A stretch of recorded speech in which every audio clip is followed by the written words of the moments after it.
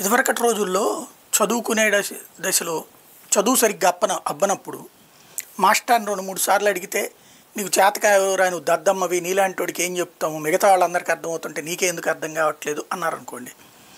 దాన్ని కుల వివక్షగాను లేదా పేదదానికి వివక్షగాను చూపించి మనకిట్లాగే చేస్తారా అని చెప్పేసి మనతో ఉండేటటువంటి స్టూడెంట్స్లో ఎవరైతే రాడికల్ నక్సలైట్ల గ్రూప్తో సన్నిహిత సంబంధాలు ఉంటాయో వాళ్ళు మనల్ని క్యాప్చర్ చేస్తారు.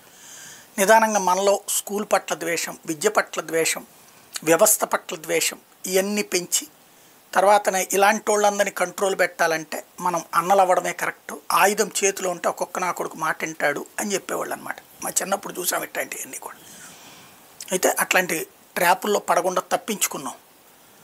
ఇవాళ అట్లాగా పోయినటువంటి వాళ్ళే నక్సలైట్లు. అప్పట్లో రాడికల్ స్టూడెంట్స్ యూనియన్ అని ఉండేది, ఆర్ఎస్యు అని చెప్పేసి. అది అలాగ స్కూల్ దశ నుంచి చాలా జాగ్రత్తగా ట్యాకిల్ చేసేవాళ్ళు అనమాట.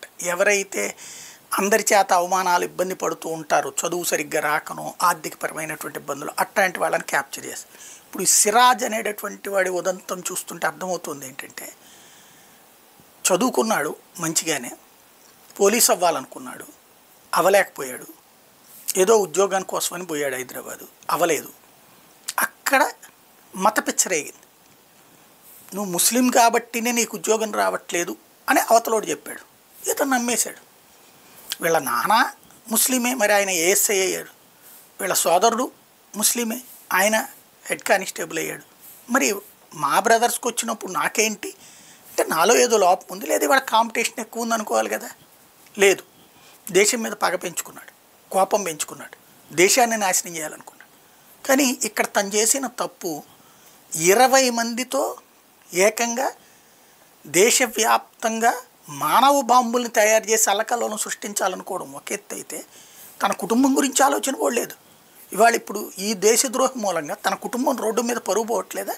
ఇప్పుడు ఆ కుటుంబం వాళ్ళు ఎంతో కష్టపడతారట. ఆ ఊళ్ళో చెప్తున్నారు, ఆ సిరాజ్ వాళ్ళ నాన్న, సిరాజ్ వాళ్ళ అన్నయ్య మంచి సిన్సియర్ పోలీస్ అధికారులట, అనేక కేసుల్లో ధైర్యంగా పనిచేసినటువంటి వాళ్ళంట. కానీ ఇప్పుడు వాళ్ళు డిపార్ట్మెంట్లోనూ అవమానాలకు గురవుతారు, చుట్టూ ఉన్న సమాజం వాళ్ళని అవమానంగా చూస్తుంది. వాళ్ళ ఇంటి దగ్గర అందరూ దేశద్రోహుల లెక్కను చూస్తారు కదా. వీడిదే ఉంది, వీడు జైలుకి పోతాడు, ఆ తర్వాత 4 రోజులు బిర్యానీలు తింటాడు, ఎప్పుడో బయటకు వస్తాడు. కానీ ఇక్కడ వాళ్ళ కుటుంబం మొత్తాన్ని వీధులు పాలు చేశాడుగా ఈయన్ని పోషించిన పాపానికి. అంటే మన చదువు అనేటటువంటిది విజ్ఞానాన్ని అందించకపోయినా పర్లేదు, కానీ దారి మళ్ళకుండా చూసుకోవాల్సిన అవసరం ఉందన్నవే ఇప్పుడు సిరాజ్ నేర్పుతున్న పాఠం.